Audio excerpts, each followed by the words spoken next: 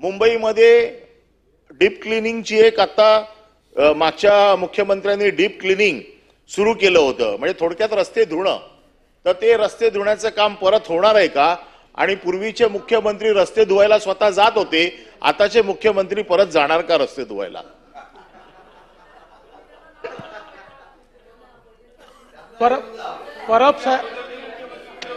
परब साहेबांनी मला रस्त्यावर आणायचं ठरवलेलं आहे, तर मी नक्की त्याला तयार आहे. सभापती महोदय, हे दोन वेगवेगळे विषय एकत्र झाले आहेत.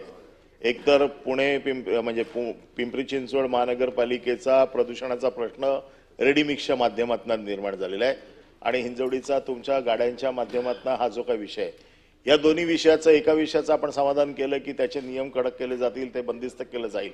परंतु माननीय मुख्यमंत्र्यांनी जे सांगितलं की ईव्ही पॉलिसीला आपण प्रमोट करतोय आणि ईव्ही पॉलिसी जर प्रमोट करून आपण जर यशस्वी करू शकलो तर हे प्रदूषण आपोआप आपण कमी करू शकतो. आता हे पंतप्रधानांचं स्वप्न आहे की ग्रीन एनर्जी किंवा ग्रीन सगळं झालं पाहिजे. एका बाजूला असं म्हणतोय आणि कालच या सभागृहात बिल आणलं की ईव्ही पॉलिसीच्या म्हणजे ईव्हीच्या गाड्यांवरचा पण टॅक्स आपण रजिस्ट्रेशन वाढवला. तर हे दोन कुठेतरी कॉन्ट्रॅडिक्टरी होतंय. तर आम्ही आपल्याला विनंती करतो की ईव्ही पॉलिसीच्या बाबतीमध्ये तरी किमान या टॅक्सच्या धोरणाच्या बाबतीमध्ये आपण फेरविचार करून याचा, कारण गव्हर्नमेंटने ऑलरेडी सबसिडाइज केलं होतं याला, त्याचं रजिस्ट्रेशन करताना आपण त्याचे पैसे घेतले नव्हते. तर मला असं वाटतं की त्याच्या बाबतीमध्ये जर आपली पॉलिसी प्रमोट करायची असेल तर आपण त्या ईव्हीच्या बाबतीमध्ये जो टॅक्स वाढवला आहे त्याच्यावरती फेरविचार कराल का, नंबर एक.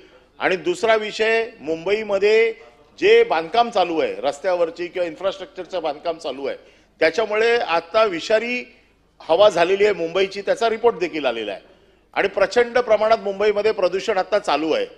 मुंबईमध्ये डीप क्लिनिंगची एक आता मागच्या मुख्यमंत्र्यांनी डीप क्लिनिंग सुरू केलं होतं, म्हणजे थोडक्यात रस्ते धुणं. तर ते रस्ते धुण्याचं काम परत होणार आहे का? आणि पूर्वीचे मुख्यमंत्री रस्ते धुवायला स्वतः जात होते, आताचे मुख्यमंत्री परत जाणार का रस्ते धुवायला?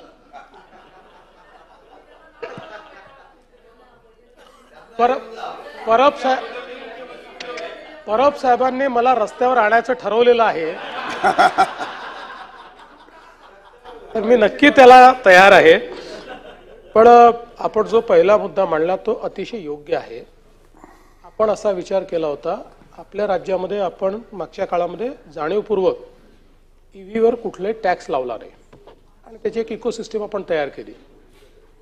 मंत्रिमंडळात चर्चा होताना साधारणपणे एक सूर असा आला की आपण 30 लाखापर्यंतच्या ईव्हीला मोकळं ठेवलं पाहिजे आणि 30 लाखाच्या वर लक्झरी सेगमेंट चालू होतं. तर लक्झरी सेगमेंटला आपण यातनं का सूट द्यावी म्हणून 6% आपण त्या ठिकाणी कर लावण्याचा निर्णय घेतला. 30 लाखाची जी काही आपण साधारणपणे मर्यादा ठेवली, जे काही ईव्हीच्या सेगमेंटमध्ये आता मॅन्युफॅक्चरर्स आहेत यांना आपण विचारलं की तुमची महत्तम किंमत काय येते ज्याच्यावर टॅक्स लागतो अशी किंमत, तर ती 30 लाखाच्या आत येते म्हणून आपण तो लावला.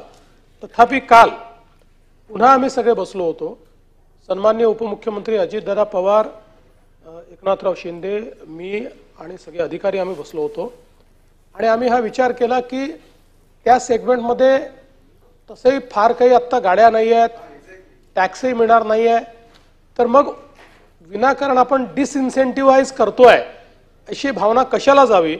आणि म्हणून त्या संदर्भातली घोषणा कदाचित आज विधानसभेमध्ये अजितदादा करतील आणि ईव्हीवर हा जो काही टॅक्स आहे तो आम्ही लावणार नाही.